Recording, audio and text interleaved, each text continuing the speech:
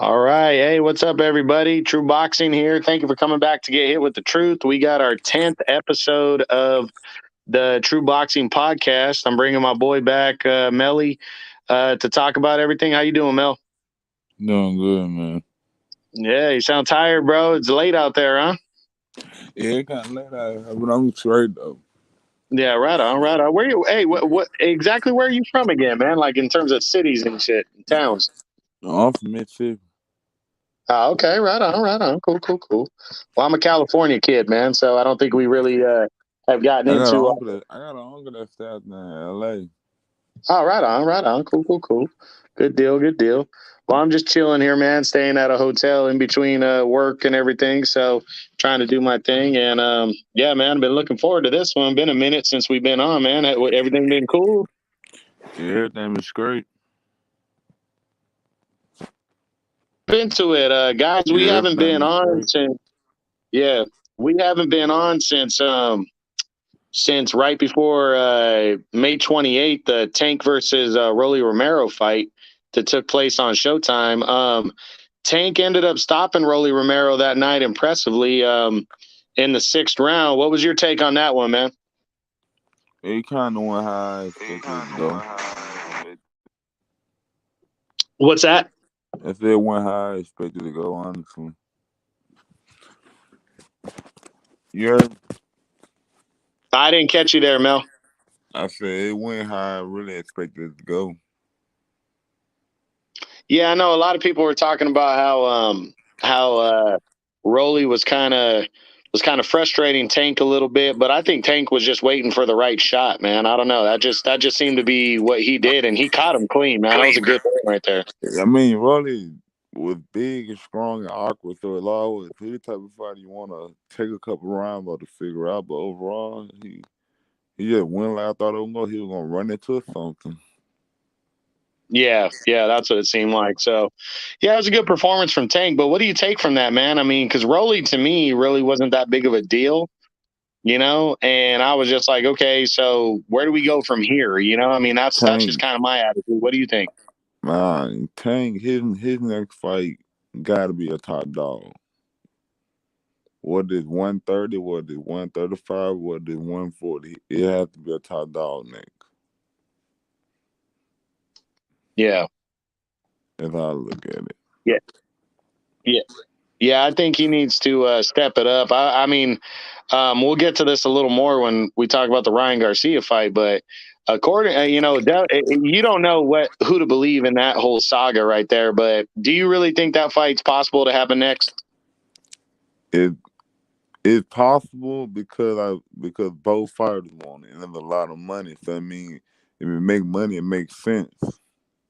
But the Yeah, problem is I don't going know, man. I just the think it's about the promoters and pride, bro, is what I see here yeah, that was the between those problem. two. You know what I'm saying? The problem is gonna be when Floyd and Oscar got to sit at the negotiating table. I feel like the problem is gonna be just like how it was in the Munguia Charlo situation. You there? The problem not gonna be the fighter that's accepting the contract because both fighters gonna sign. The problem is gonna be when it's time to determine who getting the Be broadcast between right.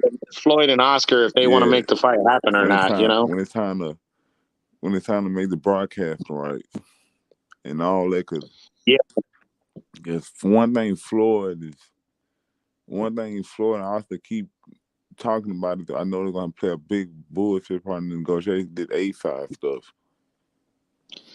Yeah, and to me, I mean, I'm willing to accept that Tank is probably the A side, but I was watching an old UFC, bro, and I know you're into MMA, so I want to bring this up, but why hasn't boxing ever done where the winner gets the bigger purse split? Cause how I look at it is the UFC, the UFC was really built more like competition first, like Yeah. winner takes all type of stuff. A boxing was always built around star nationality and all that stuff, like Yeah, revenue and all that. I just think in boxing, like you should get paid a set amount, but there should be like So let's say Tank's 40. Let's say You he's talking the like a he's the 40, A 40, side. 20? Yeah, something like that, bro. Or like a 45, 45, 45, 10 kind of Yeah, deal. You know what I'm saying? I kind of think you. So I feel like those should kind of be more. If you so sure you can beat them, Exactly. And doesn't that make you want to go for it a little more? You like know? that's. I feel like those type of deals should be more common.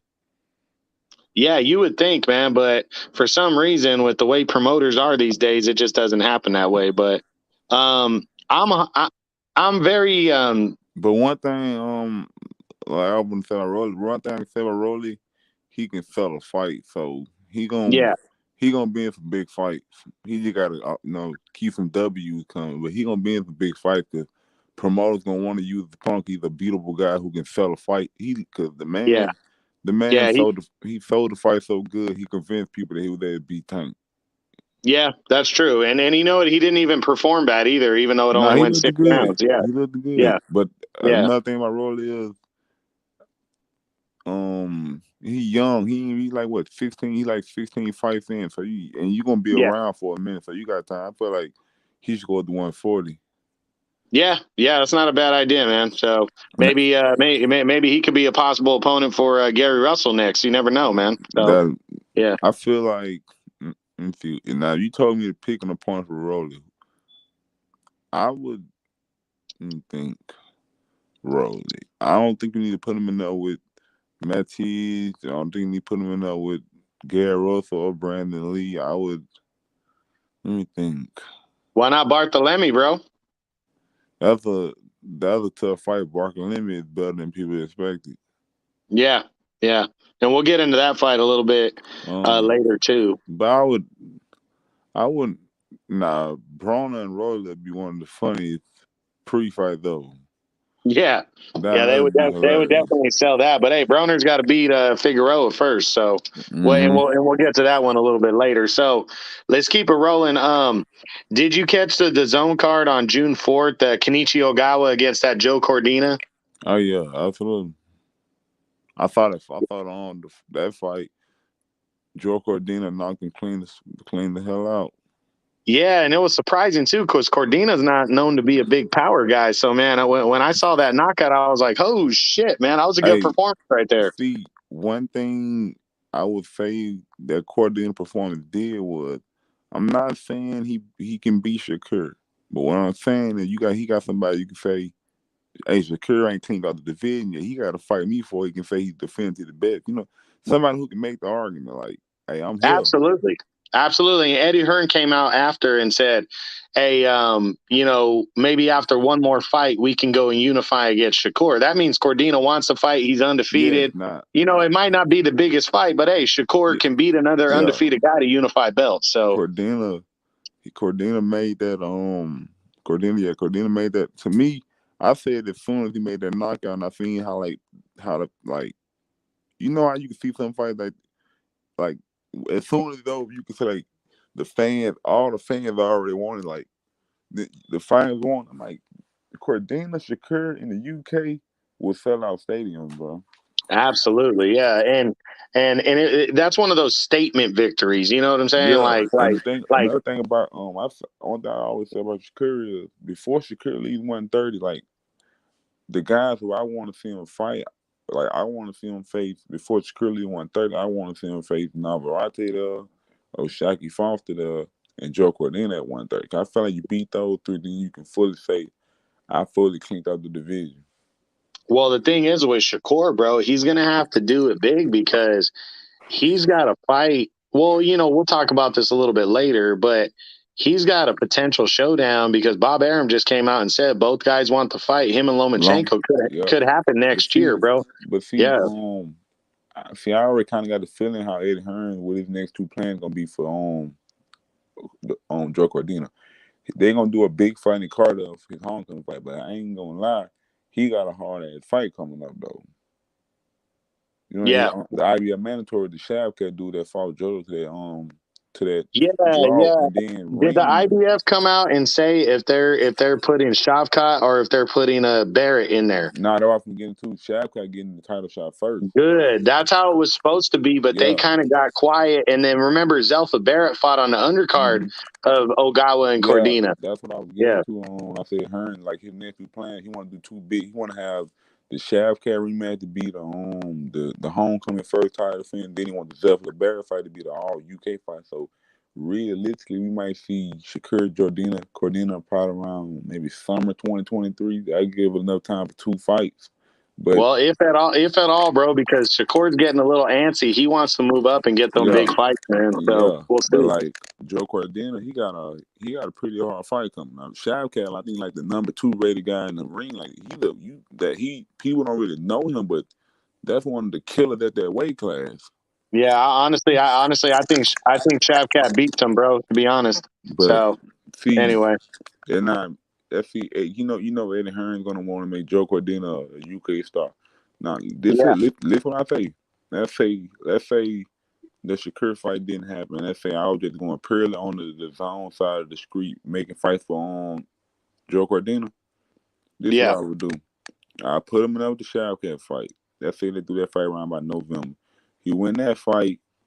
You do him versus Zelf LeBaire probably around March. I'm gonna tell you it'll be an interesting fight. Imagine they do Josh Warren and Lee Wood at 126 and the winner moves on and fight Joe Cordina and let's say they ooh, do that like in '02. that's some good fights right there, man. Yeah, And then they all yeah, over the I agree. zone. Yeah.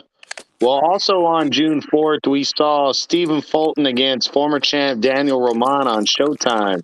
Steven, Uh, what do you think about that one, man? it's only one fight to make. That's Fulton. But the thing I like about Fulton is he's to me, Fulton one of them guys. Physically, he's not great at anything. Where he's good, where his greatness come from is his IQ and versatility. Cause I Yeah, feel like you got somebody who's better than him. Like I feel like you can like, but I don't. I think he's the best at 122 right now. Nah, him versus the yeah, monster. That's a fight. yeah, yeah. Well, But well, I MJ, mean, but MJ gotta get through MJ first though. yeah. Well, that's the thing is you got Fulton. Fulton looked good against Roman, who's a former champion, and Roman was being competitive in some rounds, but Fulton it just overmatched him. And it was just a good performance, but. Now they're trying to set up the MJ fight, but I'm a little pessimistic, man, because again, the networks, bro, See, are they, because MJ's see, with Eddie Hearn and this Matchroom, are they going to get the fight done? this the one that is one of the few fights I think cross promotion can be done. Let me tell you why I say that.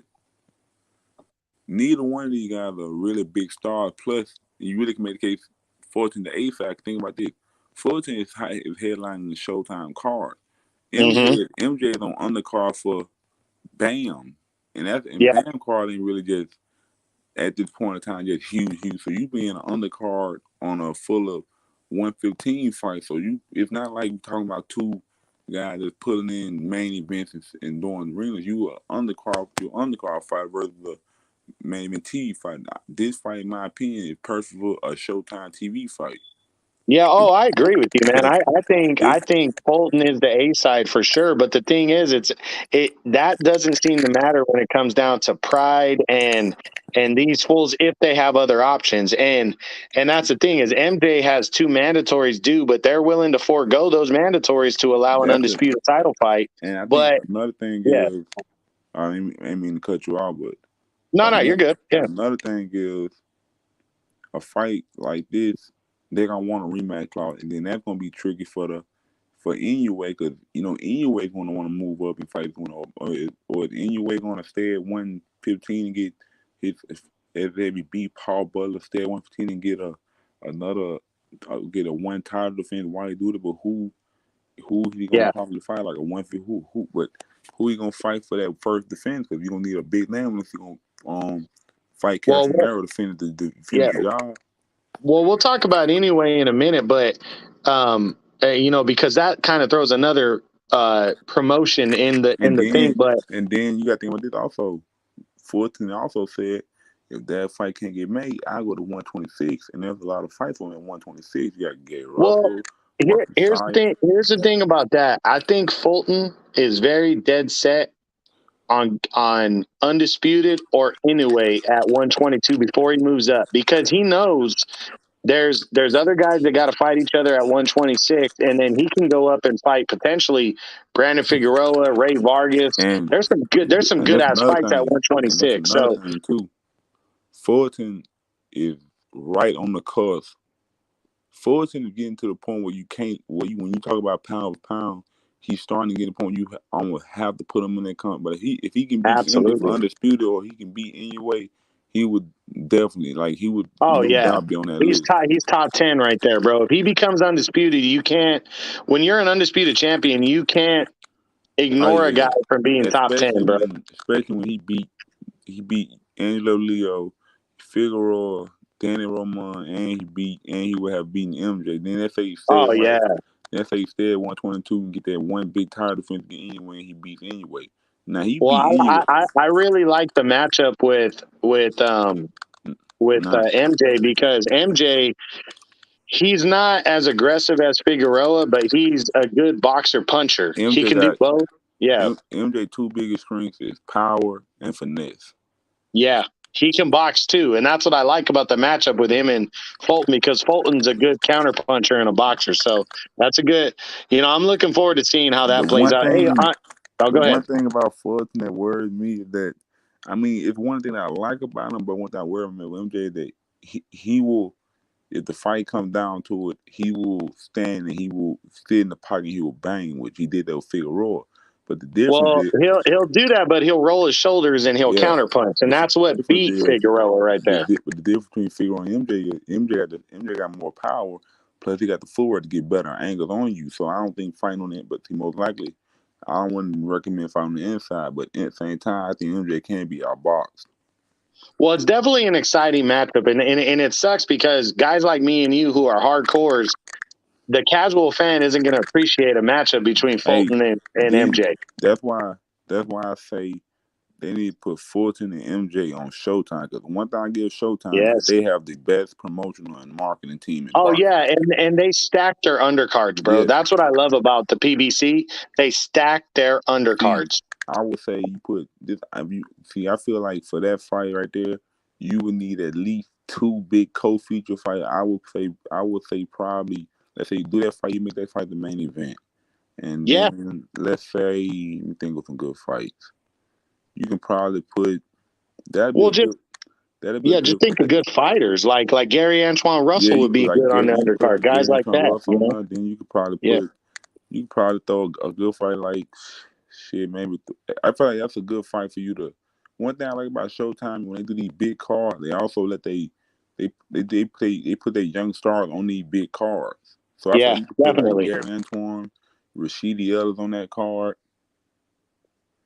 Like they Well, what I notice about Showtime, and tell me if you agree with it, is they're never 100% sure on their main event, so they stack the undercard. and see it's the this is the problem. A lot of people don't want to believe it, but this is a legit problem. A big problem with Showtime and the PBC got is it's certain fights the Showtime want to do, and a certain fight the PBC don't want to do. Yeah. Because you listen to Steve Espinosa, he always said, I want to do Benavidez versus Charlo. But the PBC wants to keep both of them undefeated to get Canelo to sign a deal. Mm-hmm. So that creates a conflict in between the two companies. People don't want Well, to believe that though. I'm glad you mentioned that because that segues into the undercard of the Fulton Roman undercard, which was David Morrell got a victory over Kelvin Hernandez. And now, in all likelihood, we could be seeing Morrell versus Benavidez in November because Benavidez's people said that he's coming back in November. See, And David I think Morrell is perfect for him. David Morrell, yeah. Now that fight makes the most sense. And then the reason why I say that fight make a lot of sense is think about this. Let's say they do that fight in November, right? And I say Canelo fighting in September, and I say Canelo decides to vacate the belt after. That means Benavidez and Morale both gets elevated to full WBC champion, super WBA champion. Now that fighting got moved up. Now that fighting got turned up to a unification fight. And the Yep. winner of that fight, and I feel like that fight, those two fights, the Ring magazine should also be on the line in that fight. So that would mean three brothers be on the line. And one of that fight automatically demand. Well, yeah. I mean, if Canelo decides to vacate and move up, then the winner holds half of the titles in the division, bro. You know, so it's major. It's major right Yeah, there. that's So what I'm saying. I love that matchup. I really do, and I love that Morel is talking shit to Benavidez. You See, know? this the this the thing. See that this two things. I mean, let me rephrase it. This thing I never understand. You got two guys on the same promotion who a lot of guys are avoiding. That should be an easy fight to make. Yeah. But see, Yep. Benavidez, he already let me know. I want Charlo, Plant, or Morale next. And people be trying to talk about, oh, what Charlo want to do. Charlo's gonna open his mouth. This thing people want to people don't realize about Charlo. Nearly majority of the dudes that are potential opponents for Charlo, he literally opened his mouth first. Mm-hmm. Nobody considered Benavidez and Plant for Charlo. Yep. Nobody until he opened his mouth and said he'll knock those dudes out. Then they became options. Mm-hmm. He did that same thing. You remember back in the day, he did that same thing with Daniel Jacobs. He talked all Yep. that shit with Daniel Jacobs, and then Daniel Jacobs confronted him. He backtracked him all that. Yep. Like, Yep. Well, we'll see. We'll see. Hopefully that gets announced soon, man, because I think Showtime's due for a big schedule announcement for the end of the year. But not look, hey, what about a double headliner? MJ Fulton, Morale Benavidez, double headliner. that'd be a great one, man. That'd be a great one right there. It really would. That'd be a That'll be great card to numbers. watch. So, That's like that's that's the type of fight, those are the type of card that'll do some numbers. yep. And they Well, speaking of June 4th, the biggest fight that day was Cambosos versus Devin Haney for the undisputed lightweight title. yeah. Devin Haney handed Cambosos his ass, bro. I mean, It what do was you think? it was what I expected to be, what it was gonna be. I mean, he just beat him. In my opinion, just beat him off the jab. Mm-hmm. Like he just couldn't. I've seen that from like round one. I was like, yep, he losing about the jab. If you can't be, that's the one thing about Devin Haney. Devin Haney entire game predicts off the jab. He that, like this, like people like this is a comparison I don't really hear a lot. Like you really think about it. Haney is a lot like Klitschko in terms of everything starts, everything. His whole game is predicated on the jab. So if you can't beat him with the jab, you're not gonna get him because that's his that's the entire setup. Yeah. But Well, yeah. And you know what I like about you bringing up Klitschko, and maybe it's a thing Devin can work on because when Klitschko started stepping into his punches more, I know you're taking more risk when you do that, but when you step into your punches more, you have a better chance of knocking the guy out. that's one of my things that I think had a lot of people frustrated with their performance was that was a that was a good amount of opportunity for Devin Haney to let that right hand go and go for the finish. Yeah. Like I think that's what like I think Devin Haney. This is my opinion. Devin Haney had a great performance, but I don't think he had a performance where people can just say he's definitively over guys like Loma and Tank. Even though I consider him the man right now because he got all the belts, but I don't think I I don't. call the performance you're talking about an oh wow performance. Like, like, oh wow, look at what Devin Haney did. Do you think he can do that in the rematch? Because it looks like the rematch is coming up in October, Yeah, but it's not confirmed yet. I I feel like George Kambosos, he's gonna be a lot more aggressive to try to take He's gonna over the go for broke. jab.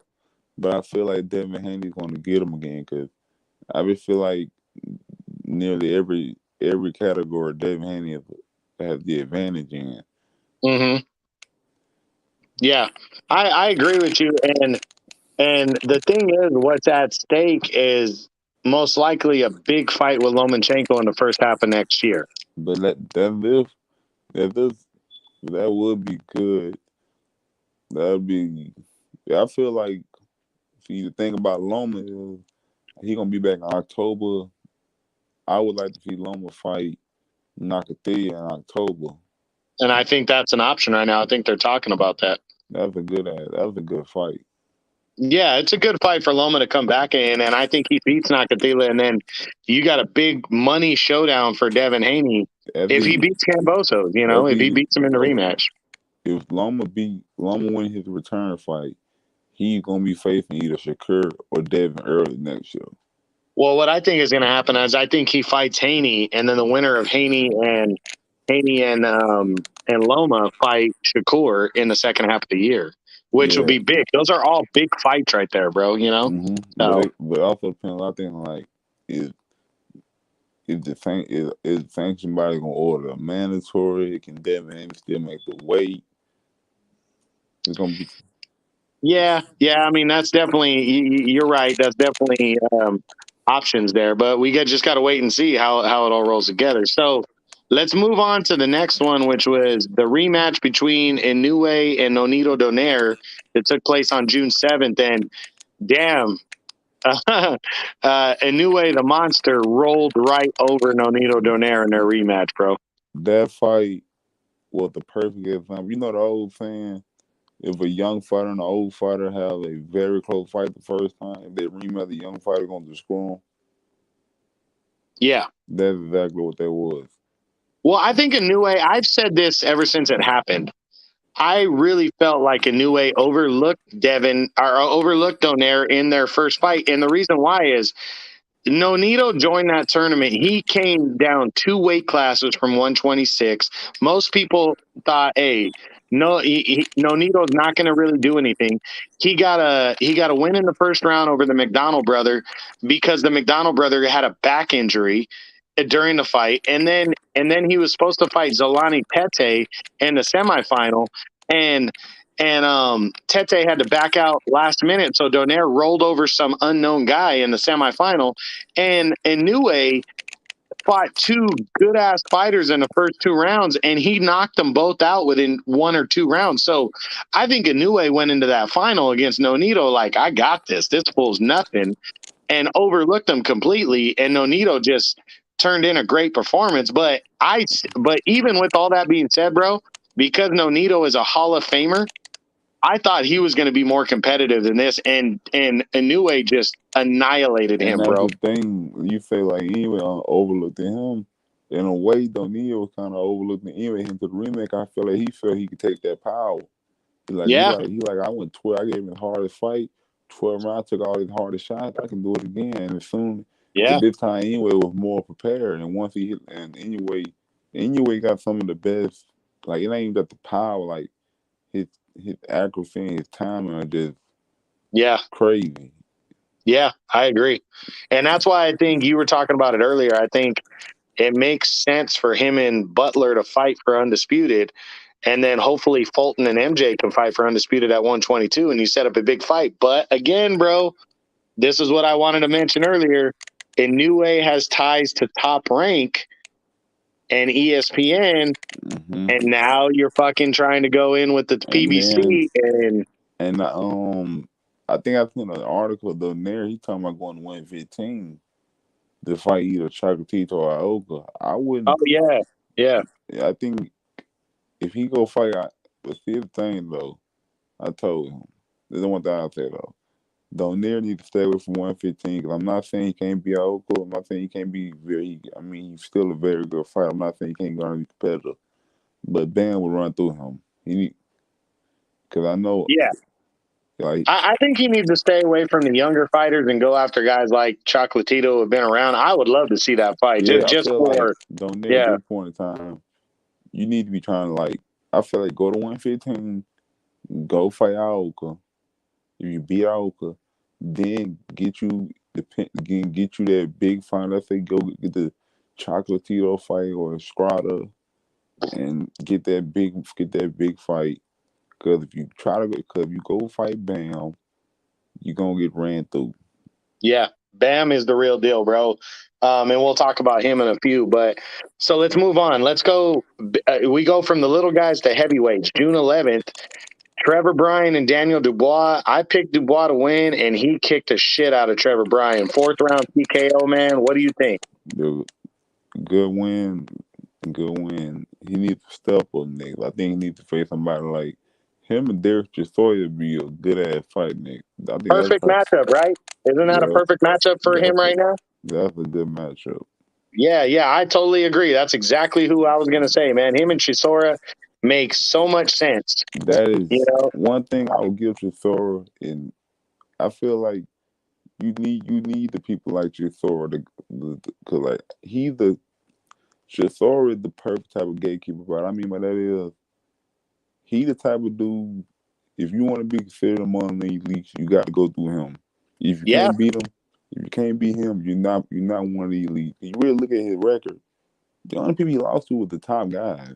Oh, yeah. And that's why he's like the most dangerous gatekeeper because you can beat him, but you got to work hard to beat him. He gave Usyk a hard fight.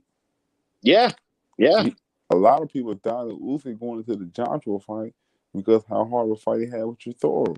Oh, yeah. A lot of people were picking Joshua to kick the shit out of Usyk the first time because Usyk didn't look great against Chisora, you know? Yeah, Like, exactly.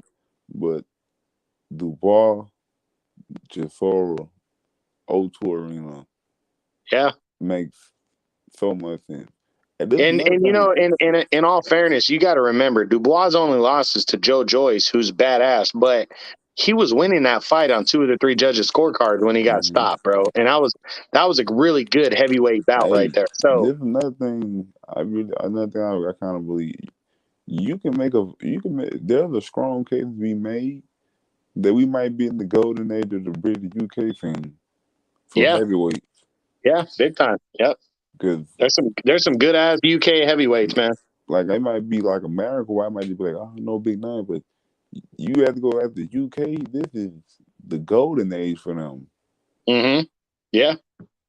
Yeah. But Let's stay with June 11th.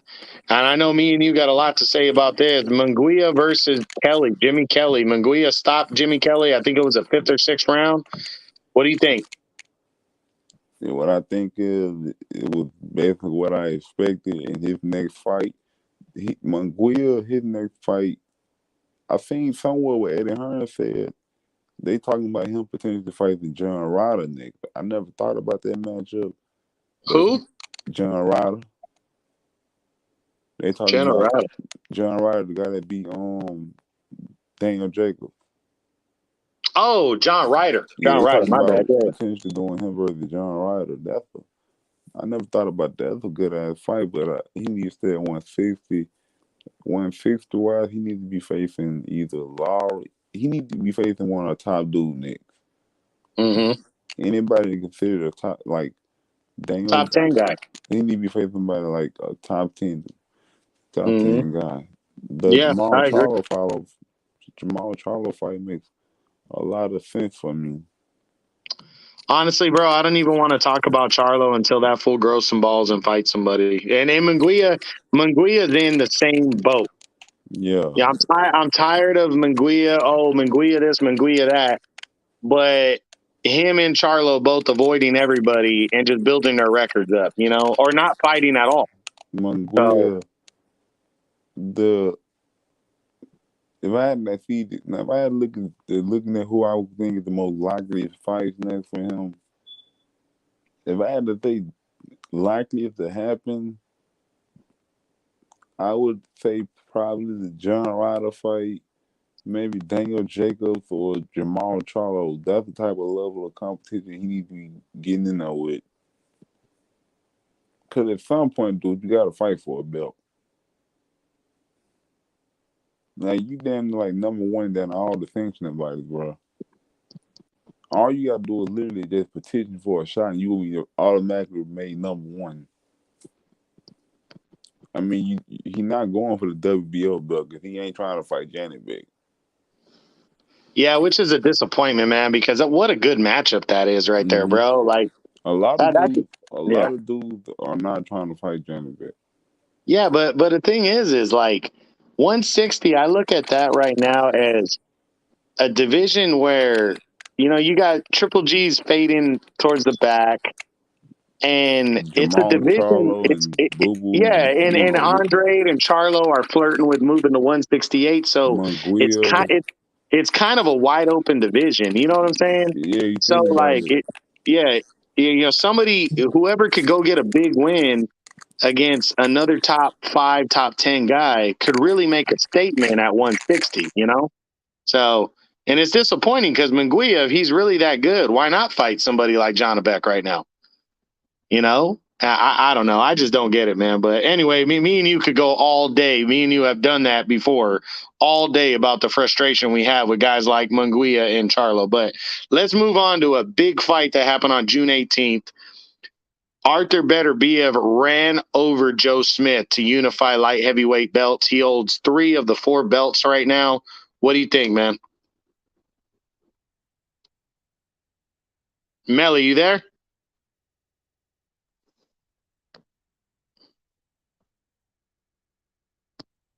I'm going to invite you back, bro, if you can hear me. You there? Melly.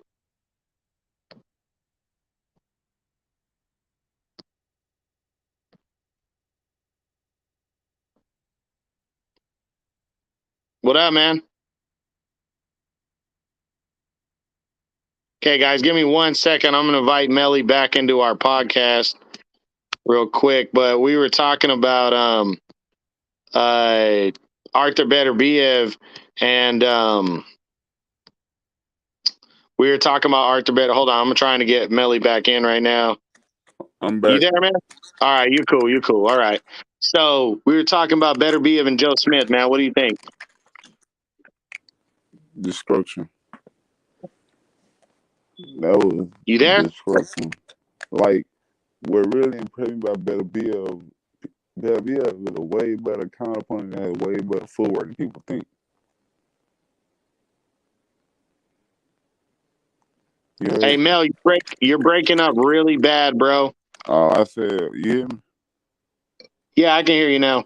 I said Beterbiev has way better footwork and a better counterpunch than people think. Yeah, he's a great boxer puncher, bro. He's very good at both. But see, Joe Smith tried to be patient and box, but after that first knockdown, he went back to that slugger style. Mm-hmm. Now I thought it was gonna be a knockout, but I thought it was gonna be a close fight. I thought somebody was gonna get dropped at least. I thought it was gonna be a slugfest, but that was a destruction. Yeah, he just absolutely dominated him. And now Beterbiev is looking at what I think is a really good fight. He's going to be fighting Anthony Yard most likely in October. So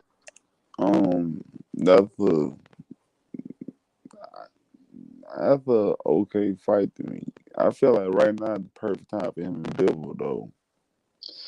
I agree with you. But here's where me and you were texted back and forth about this.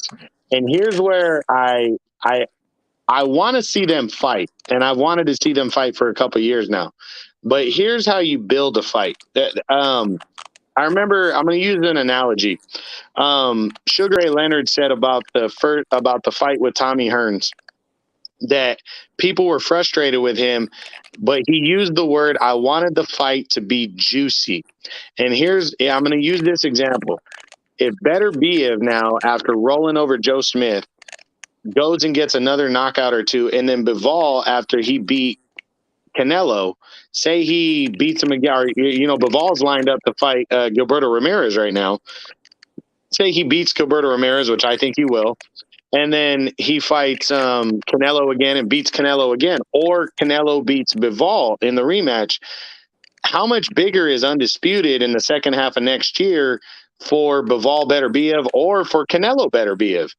That's And that's why, like, I feel you. I want to see Beterbiev and Bivol, but I'm like, ooh, like, I can wait. I can wait because you're gonna build to a bigger fight if it happens next year.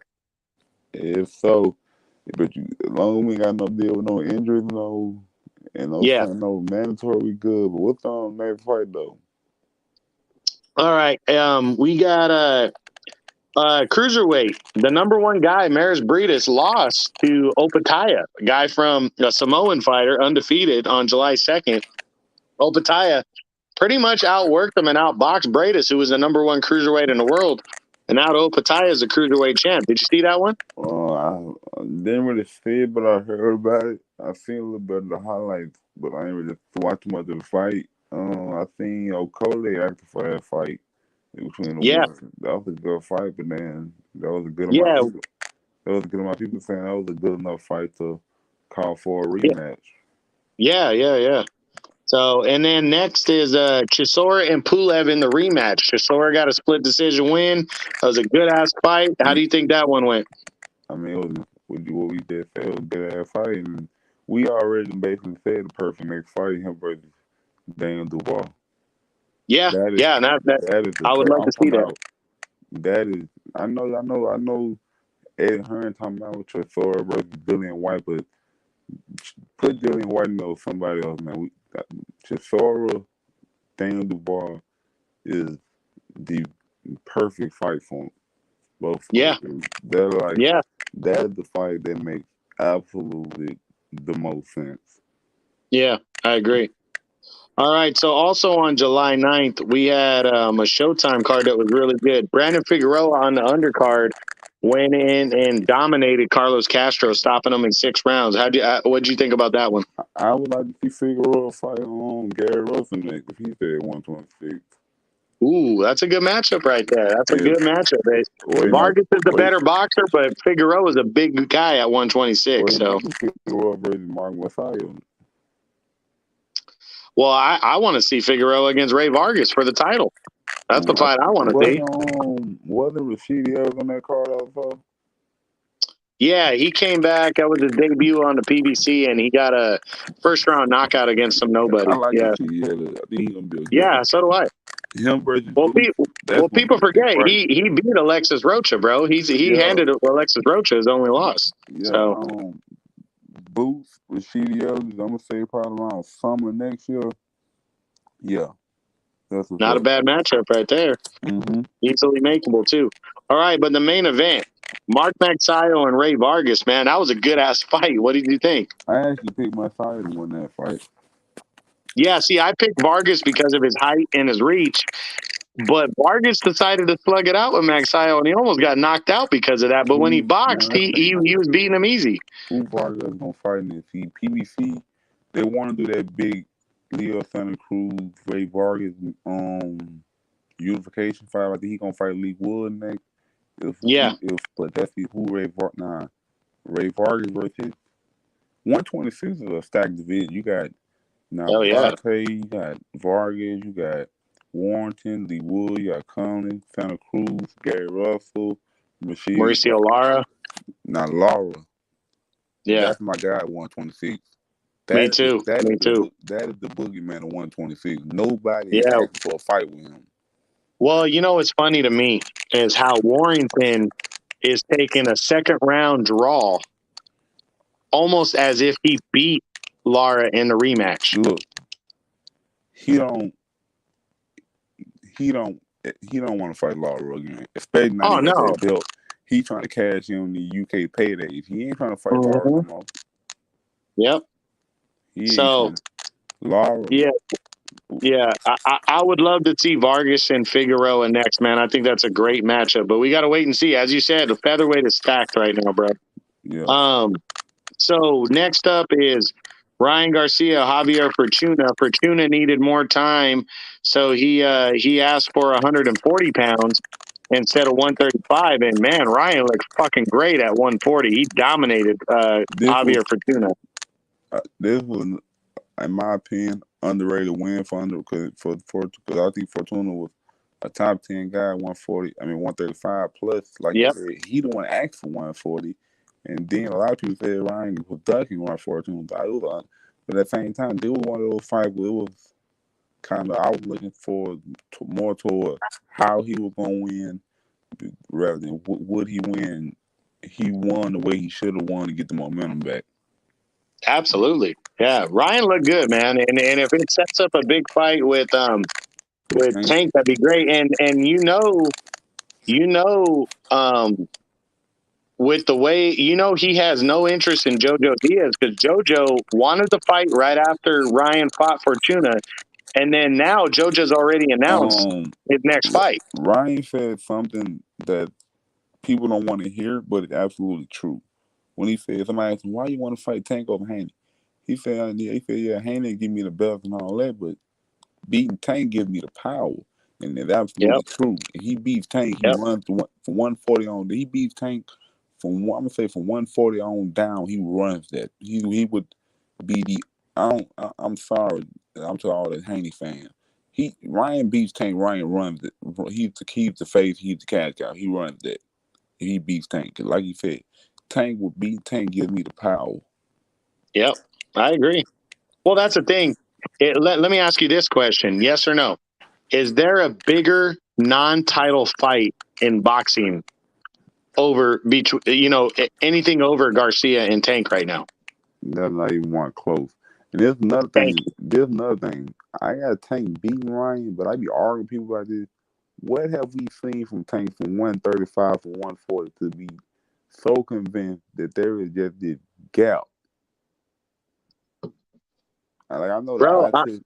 I'm I, with you, dude. I don't get it. Like, I watch certain YouTube videos, and I have my Facebook groups, and everybody's just so one sided that Tank has such a big advantage, and I'm like, wait a minute, Ryan's like 4.5 inches taller. He's got like a 3.5 inch reach advantage. if, He hits if hard, and Ryan here's the fought other like Devin Haney, I don't even think the Tank yeah. fight. Tank would have. If Ryan fought like Well, Devin Haney with speed and power, that would be a hard ass fight for Tank. well, I had a guy tell me that Ryan gets hit a lot. And I said, okay, so does Tank. And he goes, what do you mean? I go, okay, look at his last few fights, man. That Tank has either been dead even or losing a lot of rounds. That means he gets hit. This Tank is not like dominating these fights that's the before he thing. stops these I guys. tell you, I got Tank winning, but I haven't seen nothing to say there's this huge gap. Like Ryan winning would not be no upset to me. Yeah, no, me neither. I actually have Ryan winning, but either way, yeah, it wouldn't be an upset on either side, in my opinion. Cause, So, but yeah. what All right, so let's keep it moving. July 23rd, you had Joet Gonzalez against Isaac Dogbe, a featherweight title eliminator.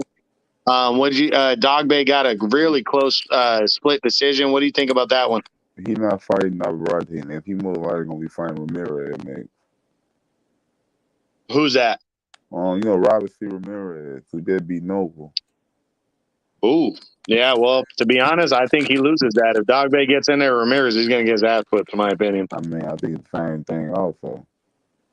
Yeah, Dogbe honestly, Dogbe has seemed gun shy to me ever since Navarrete beat his ass in that second fight, dude. It's just like I don't even see the point of.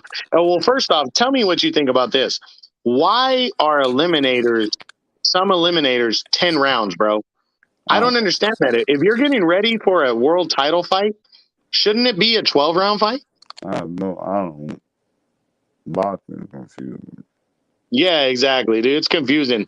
Joe Gonzalez, it was a close fight. I didn't really think it was a robbery on either side. I know Joet Gonzalez went and contested it with the WBC.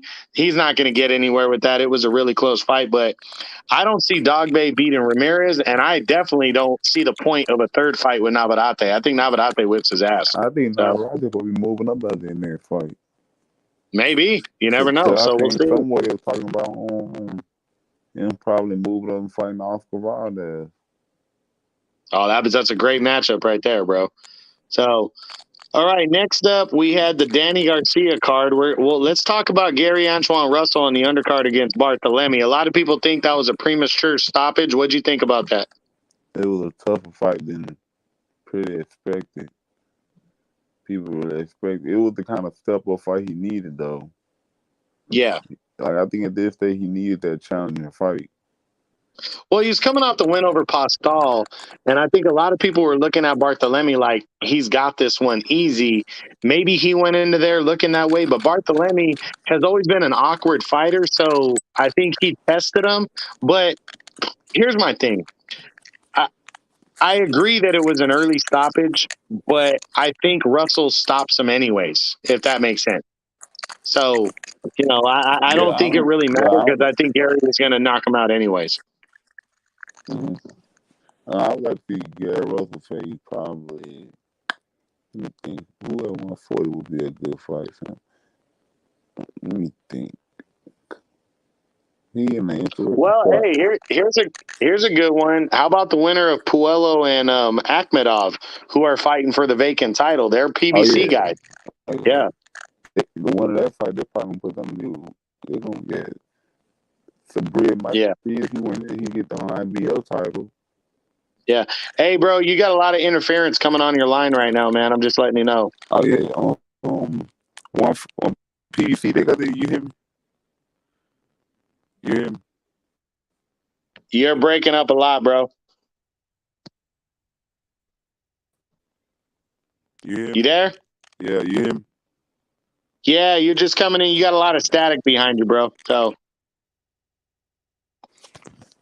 You hear me? I can hear you, but you still got a lot of static on you. We're moving on to the next one. Danny Garcia and Jose Benavidez fought in the main event on the Showtime July 30th card, man. Danny looked good, man, in his debut at 154. What do you think? Yeah, he was the type of performer he needed for his debut. I think they're gonna try to do the him versus the Arizona Laurel fight next. Yeah, 155. Yeah, there's talks of that. I think there's also interest in Tony Harrison, man. That'll be another good fight. But the thing about Danny is at 154, I don't think he beat Harrison. I don't think he beats Fundora. I don't think he beats Castano.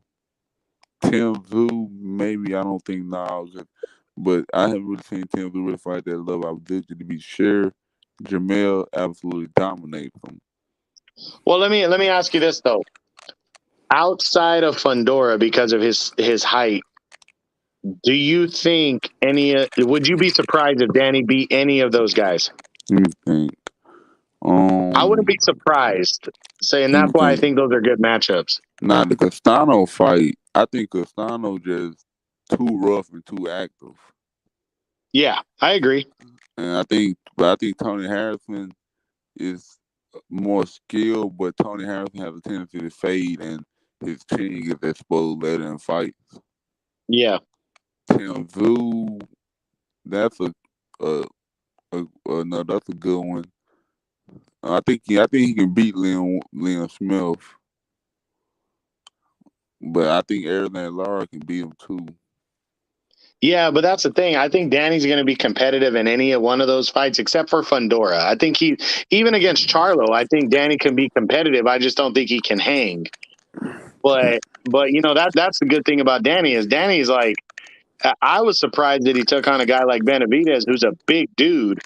I was surprised he took his style on and he handled him well. So that's why I was like, yeah, Yeah, I mean, I think Danny Garcia, I think he might fight again one more time this year, but I know for a fact his next fight is gonna be against a big name. yeah, yeah, exactly. Danny has always done that. He always fights kind of now I wouldn't say a B level guy, but a little lesser known dude, and then it goes straight into a big fight. So Mm-hmm. that's the one thing we know about Danny. So, all right, let's keep it moving, man. August 6th, which was last weekend, Michael Conlon and Miguel Mariaga on ESPN. What'd you think about that one? Conlon got Um, a decision win there. good comeback fight. I think he might have to take another tune on fight because really 126 is everybody really tired of right now. Yeah. So he just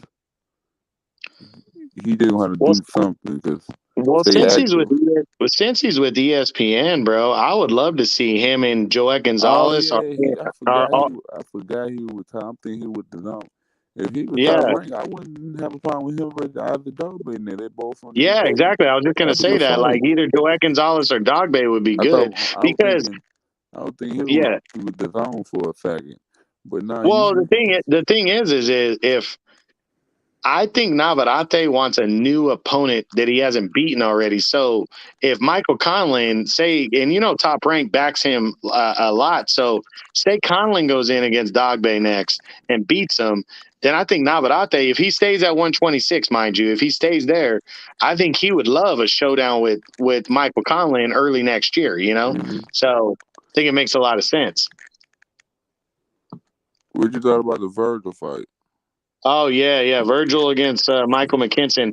I mean, I wasn't surprised. Michael McKinson, the dude had 2 knockouts and 22 wins, bro. But So that's the thing. People say, oh, Virgil was too regular. I'm like, bro, Virgil fighting a dude with no knockouts. The yeah, dude had, he of course, he's going to take more risk. He's not worried about what's coming back. yeah, exactly. Yeah, I agree with you, man. And I then, still think Virgil's a badass, man. But yeah, I mean, that dude really. I mean, it was a good win when you've been gone for a year. It was a good win, hey, but now I you got to wouldn't have step it a, up next. I wouldn't have a problem with him fighting Blair Cloud next who on the undercard. Yeah, yeah. But Blair Cobbs beat Maurice Hooker. That was big. but see, That was that. there's another thing like we were just talking about with Ryan and Tank. When it comes to Booth and Virgil, I got Booth winning, but I have not seen nothing to be convinced there that the gap. Like I'm like, where Yeah, is we seeing this gap at? yeah. Like that eye test stuff gets played out. This is just me. The eye test only matters when you is a prospect. Once you become a ranked contender, I'm looking at the competition, not the eye test no more. Well, I agree with you, and hopefully that fight can And then happen. But then I don't want to talk too much about it because because this is a little bit different than lightweight with Tank and Garcia because 147 is shut down in favor of the PC. mm-hmm. So Boots can build his resume over the next couple of years and be top level guys, and Virgil Ortiz might not be able to do that. And Boots doesn't have to take a fight like Virgil because of the promotion, because he's going to have a bunch of different options. So for me though, with Virgil, a fight I'd like to see if he can't get a top level fight next, I'd like to see him and Alexis Rocha. Yeah, I think Golden Boy holding off for that fight, but that's another nice fight. See, the Zone got a good roster. They got they got Boot. I mean they got Virgil. They got Connor Ben. Then you got dudes like Rocha, and you got Cut Black Cloud. I would like to see Virgil face either Cobbs, Rocha, or I forgot to do or Abby Enson next. Yeah. See, I'd like to see him fight Cobbs, but considering Rocha beat Cobbs, you know what I'm saying? It's like, Mm-hmm. hey, fucking let Virgil fight Rocha then. And I mean, because then here's the thing. I agree with you. They're holding on to the fight, but what other options does Rocha have? He already beat Cobbs. What other options is and Rocha this, having that you're waiting on that fight for it to get bigger? It's like I really don't see it being much and, bigger than it would be now. and this another thing too. People be downplaying that Mean Machine. When Mean Machine KO Abby Enson and was giving Terrence Yep. Crawford a problem, Mean Yep. Machine isn't an easy fight at all. Yep. I agree. That's the Definitely agree. Mean Machine. You could have made a case by the time Mean Machine fought Verde, he was possibly a top 10 dude. Oh yeah. Oh You can yeah. I make that said that case. too. And I You could said that make was that going to be a case. tougher fight. People Yeah. like that's why I say Booth might be winning the eye test, but right now it's turning the competition test. Virgil is winning, but I'm not. I mean, it's not always Booth's fault because people are avoiding him right now. But is that how it is for right now? Yeah. I agree. I want to see. I want to see Booth probably fight Bootel. I think that's who Booth gonna fight. I think Booth will probably want to fight Bootel next. Yeah. That's a good fight. All right, man. So we're in the middle. You got anything random that you just want to talk about before we get to the upcoming schedule? All right. Anything.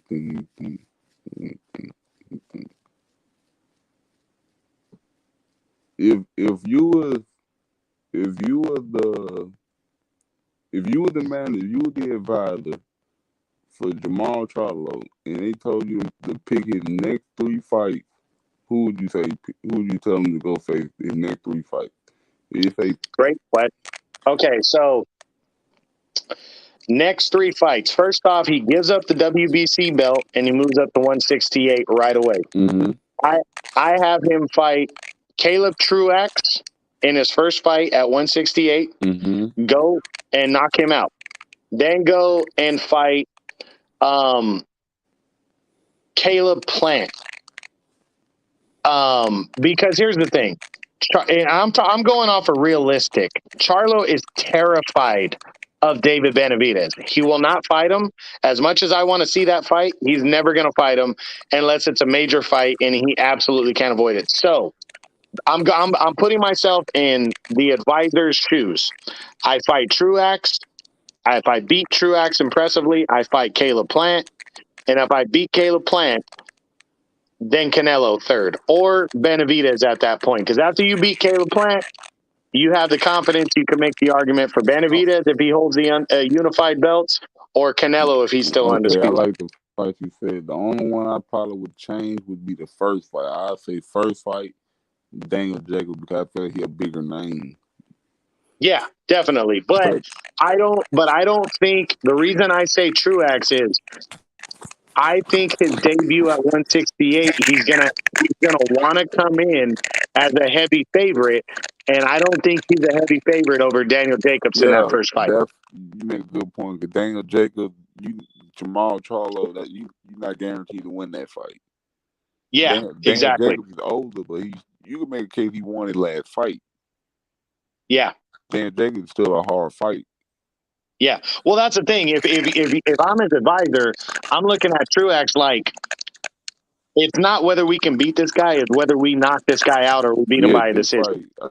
I think when you say that Truax fight, more in terms of we need a fight that we can look good in to make a splash. Yeah, just to test yourself out in the division, bro. Daniel Jacobs, there's a good chance you might win, but look bad. Well, and I even thought about this. A better opponent than even Truax is Anthony Durrell, but I don't think Charlo looks good against Durrell. So it's one of those ones. Durrell got popped, and Jamal Charlo get hit at times.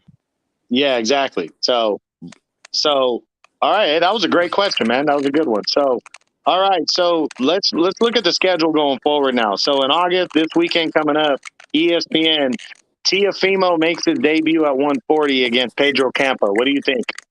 This fight, like the Ryan fight, it's more about like we were just talking about. You need to look great. Yeah. You need to make a splash. Teofimo win if you automatically one of the biggest names at 140 plus all the 140 guys with top ranks. You're gonna have a lot of options. Yeah. Well, especially too. I mean, I like Teofimo and his style and he's flashy, but what's annoying me is this fool just cannot let go of the loss to Cambosos, bro. He's still whining about it. And it's like, dude, just shut up already, you know? I wonder if Tio win. If Tio win, I have some type. I got a strange feeling that if Tio wins, he might wind up in a title match because you really pay attention to the rankings. They trying to squeak Tio up them rankings. Mm-hmm. He might. Well, we know the WBC is tied up now because the winner of Zepeda and Prograis has to fight Jose Ramirez. That's locked in. He might go to WBO route. I think he got the only fight Liam Power on the end. Well, and that's Josh Taylor. Who? So, which is a big fight right there. You know, him and Josh Taylor is big, and I would love to see it, man. Honestly, I think Taylor's waiting around for the Teofimo Lopez fight, which that's a big fight, and I think Taylor's coming out to make a statement against Catterall. He wants to beat his ass, and then why not fight Tio next, man? I mean, Catterall look. I want to see Taylor beat Catterall, then move up. I think he move up. That's another interesting wrinkle at 147. I agree, but here's the deal. There is not a big top-ranked fighter at 147 for Josh Taylor. So if Taylor he's beaten everybody pretty much at 140, but Tio's there now, and that's such a big fight. I think Taylor wants to beat Catterall and then be like, I'll fight Josh Taylor, I'll fight Tio, and then I'll move to 147. You know what I'm saying? 'Cause Taylor wants the big fights. He's been undisputed already. He wants the big fights. Catterall is personal.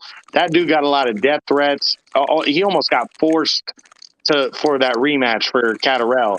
And now he wants to get that out of the way, and then he wants a big fight. And I think Tio is a huge fight. You know what I'm saying? So we'll see. We'll see. It's interesting, man. Yeah, You there? you there? Yeah, you there? Yeah, Teofimo, if he win, he gonna be in there with a big name next. Yeah, I think so. Hey, All right, man. hey, I'm gonna Well, tell let's.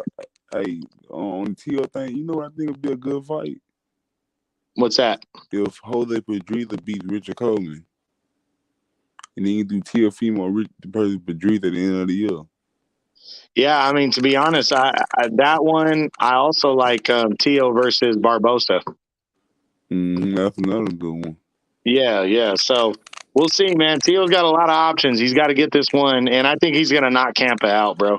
So stay with Top Rank. August 20th. You got Navarrete against Eduardo Baez. What do you think about that one?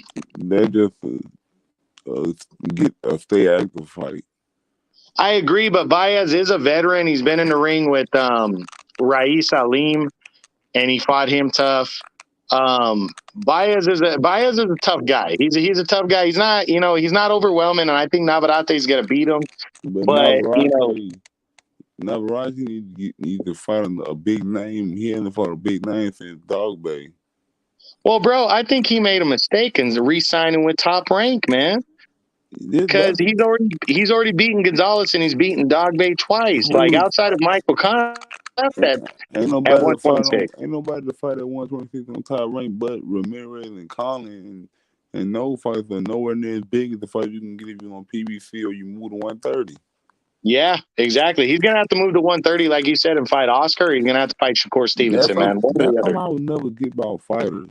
If you sign to a promotion and you're having a hard time getting fights, you're getting avoided by certain fighters, you're a champion, you still not getting these fights, and all the other fighters on this other promotion, why would you still sign to this same promotion? I know the money gonna be You know right what it there. is? It's guaranteed money, bro. He's comfortable with Top Rank because he's been with them already, and I'm sure Bob Arum and Top Rank offered him a deal where he makes that guaranteed money That's the same that he thing with knows Bud. about. How Bud was. See, you remember, like Yep. the PVC pay different. They pay you get a base salary, and the rest of your money come on the back end by what you revenue. Top rate different. You gonna get all your money guaranteed.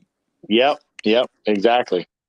So, all right, man. Well, let's keep it moving. Also on October 20th, you got a good Showtime card, man. We'll start with Gutierrez and Garcia. It kicks off the show for the 130-pound title. What do you think about that? That's a good fight. The Mm-hmm. winner, the winner of that fight is gonna probably be in there with a big name. Well, yeah, I agree. Particularly, Yeah, if maybe it had to Garcia win, they do the Chris Colbert rematch. Maybe. But yeah. I don't think Colbert deserves it, to be honest. I also think somewhere they were saying that the winner of that fight might go into negotiation to fight Shakur if they win. And if that's the case, I would like to see. I think head to Garcia, it would be the harder fight for Shakur and Gutierrez.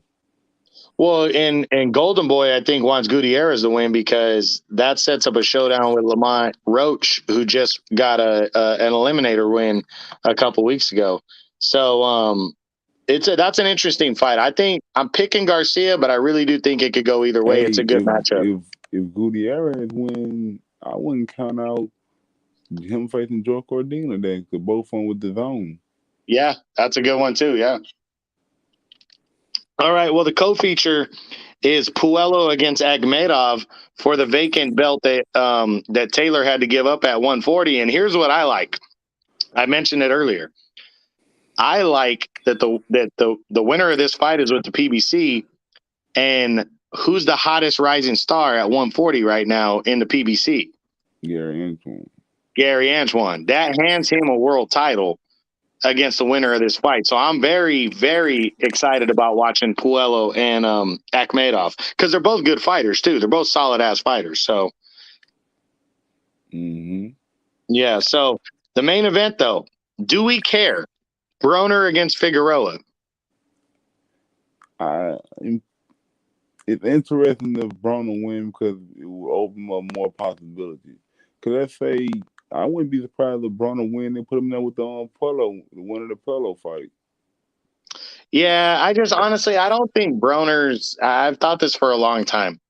I don't think his heart is into it. I don't think he cares. Figueroa, I don't know if he does or not. I mean, they both got. I mean, Broner's obviously the bigger name, but Figueroa's got a big enough name. But just one of those fights where I think it's going to be close. It's going to This be interesting, this is and one of those the fights winner is going to where keep moving forward. this is You one of know. those fights where I feel like loser needs to retire, and if the winner and for the winner they need a great performance.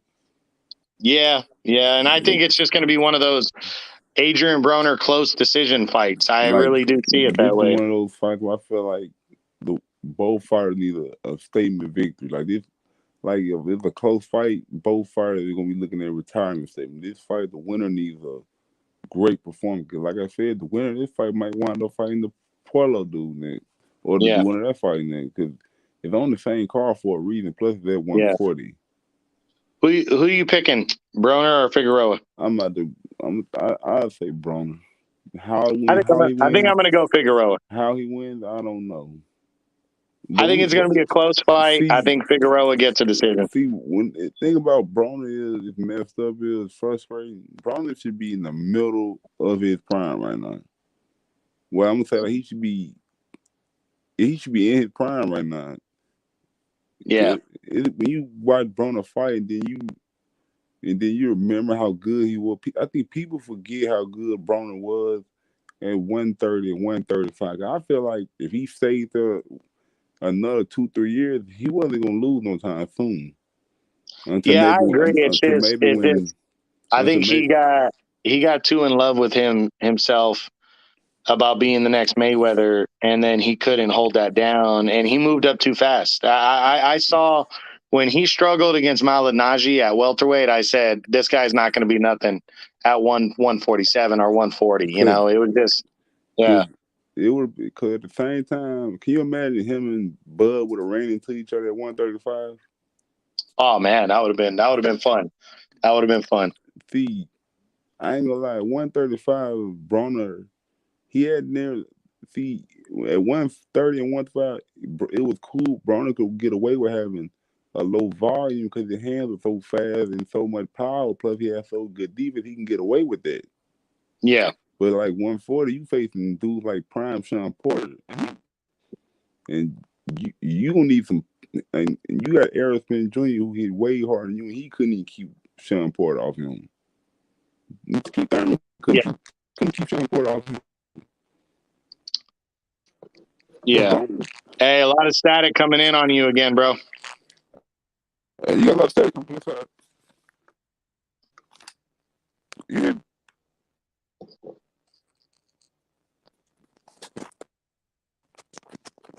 hey, you hear me?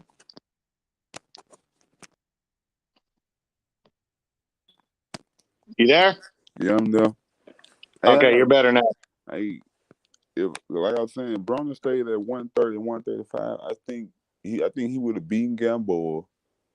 I think he would have probably beat Toledo. I think he probably would have beat. I think Mike Garcia would always be a hard matchup for him. I think Bud would probably gone. But hey, I got a question for you. Yeah. If 135, Broner versus Valero, who wins? Oh, that's a tough one.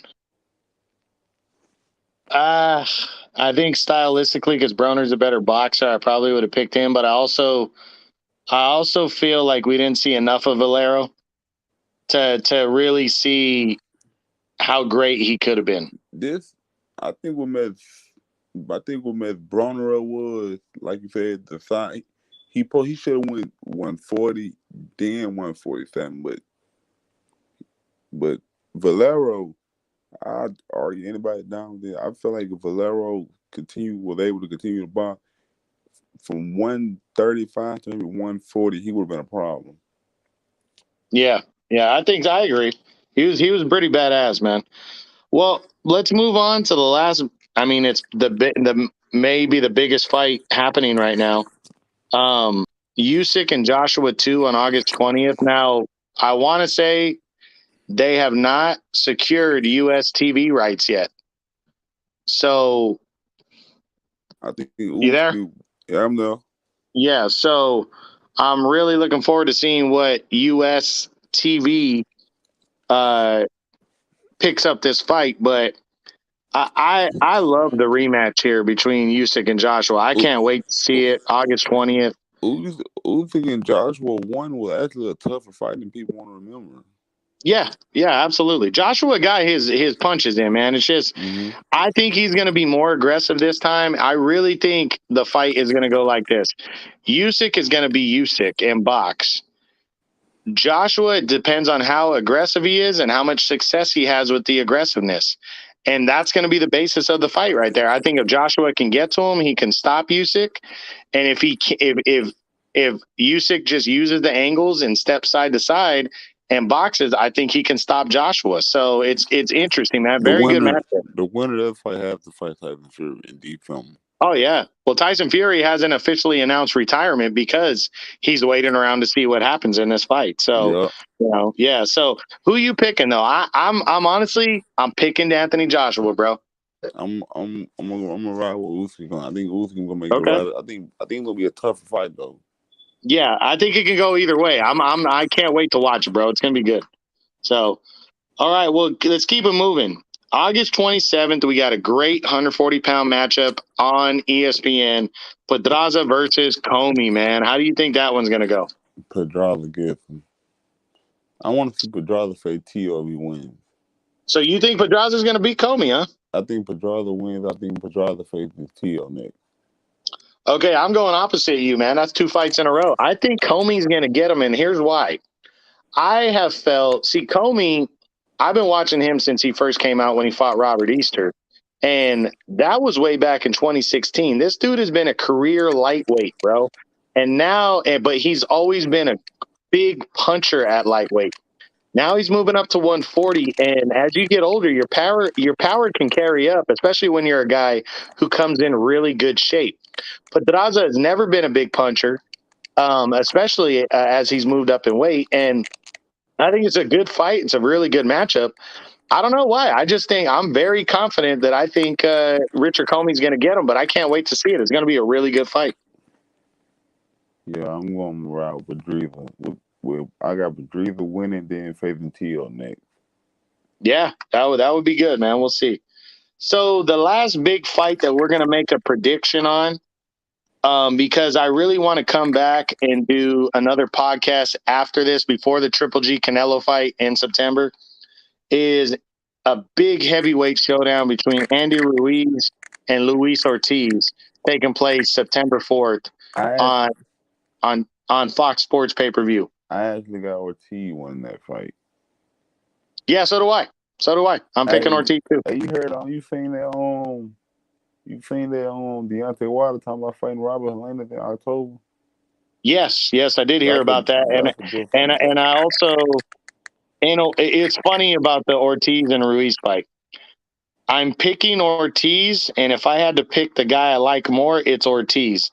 But I'm pulling for Andy Ruiz because Deontay and Andy Ruiz is a big fight, and Deontay's already beaten Luis Ortiz twice, so we know he's not going to fight him a third time. Yeah, that'll make perfect sense. Let's say you do Ruiz versus Wilder, they win that fight. Then this fight will happen after the Usyk Fury want to fight, and that'll mean the WT title being like be vacate. You bet that title for the WT title. Well, hey, did you also hear recently that Wilder's people came out and said that no matter what, whether Joshua wins or beats Usyk, that a fight with Joshua is huge no matter what? Oh yeah, long as those two guys active, that's the fight I think still need to happen. It's got to happen at some point, right? No matter what. Mm-hmm. Yeah, I agree. As long as, the reason why I think it still should happen is because they still the cream of the crop of this division. They only lost to the other top dude. So yeah, like I got Usyk, Joshua, Wilder, and Fury at the cream of the crop of the division. Yeah, those are top four. Those are the big four right there. Yeah. So if they fight anytime while they still that love, I'm down. Yeah. So what's your actual prediction on the Ortiz and Ruiz fight? I got Ortiz Ortiz within the late first KO. 6 rounds. I got Ortiz late KO. But it kind of Yeah, depends on that fight comes down to what do you trust more, Ortiz power or Ruiz speed? yeah, but I think the height and reach and the fact that Ruiz or Ortiz is a better boxer, and I think he's got more power than Andy Ruiz. I think that's going to be the difference, and I think he's going to knock him out. I do. Yeah, I got Ortiz winning. But like you said, it's honestly better for Bevin if Ruiz win. The thing is, the only way I can see Ruiz winning this fight is if he catches them big, or if Ruiz comes in really good shape and can take Ortiz into the late rounds. I think he might be able to stop Ortiz because Ortiz is old now. He's like 43, and stamina is going to be a thing. But that's why I think this fight ends within 6 rounds. But we'll see. It's going to be entertaining as long as it lasts. That's the way I see that fight. Mm-hmm.